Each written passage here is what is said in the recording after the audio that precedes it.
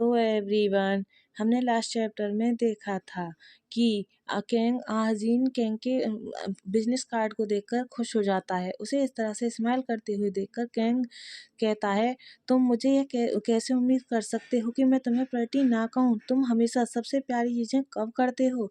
और फिर वह उसके फेस को टच करते हुए कहता है, मैं अब तुम्हें किस करने जा रहा हूँ। उसके बाद फिर केंग आजीन के चिन को टच करते हुए कहता है, जब तक कि तुम ऐसा नहीं चाहते। केंग की बातों को सुनकर आजीन कोई आंसर नहीं देता और वह नीचे की तरफ देखने लगता है और फिर वह कुछ सोचने के बाद अपने सिर को शेक करता है। यह देखकर केंग आजीन को किस करने लगता है तो आजीन अपनी आंखों को खुली देखकर केंग की तरफ देखता है। आजीन को ऐसा करते हुए देखकर केंग कहता है, तुम्हें अपनी आंखें बंद करनी है।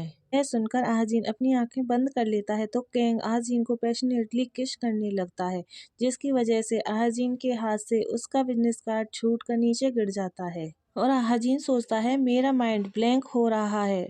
और फिर वह दोनों एक किस करने के बाद एक दूसरे की तरफ देखते हैं। देखकर केंग आजीन को हक कर लेता है तो आजीन कहता है, मैं हो रहा हूँ मिस्टर केंग।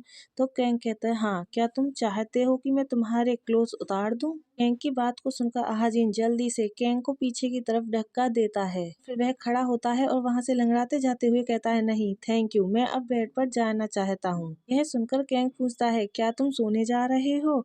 तो आजीन कोई आंसर नहीं देता तो केंग अपने वर्क करने बैठ जाता है और एक लंबी गहरी सांस छोड़ते हुए कहता है, गुड नाइट। फिर सीन शिफ्ट होता है और हमें कुछ दिनों बाद का सीन दिखाया जाता है। यह वह जगह होती है जहाँ पर केंग वर्क करता है।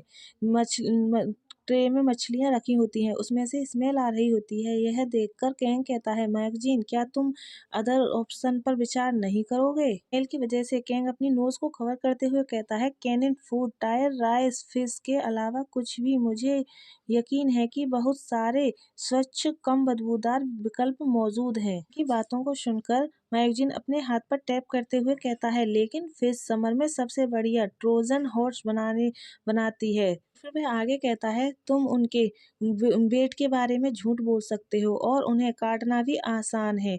चीन और जापान में कस्टम ऑफिसर भी स्मेल के कारण इन बॉक्सों को खोलने से मना कर देते हैं। फिर मैगजीन आगे कहता है, नमक के माउंटेन का तो मेंशन ही ना करें, जो निश्चित रूप से उनकी आंखों को धोखा देंगे।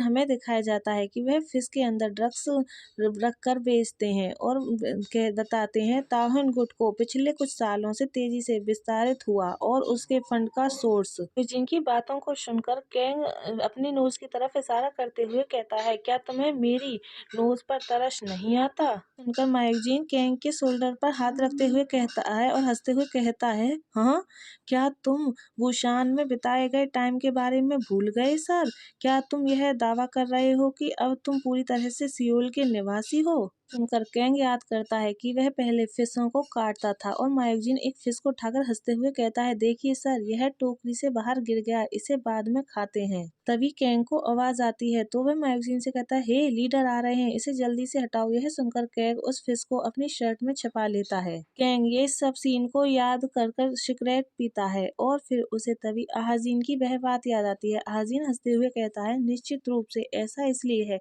क्योंकि तुम एक नॉर्मल मैन बनने के लिए बने थे। पास्ट में आपने चाहे जिस प्रकार की लाइफ जी हो, अब तुम्हें अपना प्लेस मिल गया है। आजीन की बात को सुनकर केंग जोर जोर से हंसने लगता है और फिर वह सिगरेट पीते हुए हंसते हुए केंग आजीन से कहता है, ऐसा इसलिए हुआ होगा क्योंकि मैं एक नॉर्मल मैन बनने के लिए बना था। उनकी बात को सुनकर मैगजीन कंफ्यूज होते हुए कहता है, एक्सक्यूज मी? तो केंग हंसते हुए कहता है, मैं मजाक कर रहा हूँ। बोलकर केंग फिर से सिगरेट पीने लगता है और मैगजीन से केंग को इतना खुश देखकर बड़े ध्यान से उसकी तरफ देखता है। फिर वह केंग से पूछता है, हे बॉस, क्या तुम इन दिनों अच्छी नींद ले रहे हो? तुमने हाल ही में किसी कॉल गर्ल को नहीं बुलाया, लेकिन तुम अच्छा खा रहे हो, तुम्हारी स्किन भी पहले से बेहतर दिख रही है। क्या तुम बाय एनी चांस ड्रग्स ले रहे हो? यह सुनकर केंग वहां से जाते हुए कहता है, गुड क्वेश्चन लगता। फिर वह सिगरेट पीते हुए कहता है, लगता है ऐसा इसलिए है क्योंकि मुझे एक हैंडसम बैम्बू वाइफ मिल गई है। यह सुनकर मैगजीन सरप्राइज होते हुए कहता है, पार्डन? तभी वहां पर एक तरन लेकिन गुट का मेंबर आता है और फिर वह वो करते हुए कैंग से कहता है, हमने माल का निरीक्षण पूरा कर लिया है सर। यह सुनकर कैंग उसकी तरफ देखते हुए कहता है, गुड वर्क। वह मेंबर वहां से चला जाता है। तभी मायोजीन कैंग की तरफ देखते हुए कहता है, क्या अब हम वापस चलें? जैसा कि तुम देख सकते हो कि हम खुद ही हर चीज का अच्छे से ख्याल रख रहे हैं।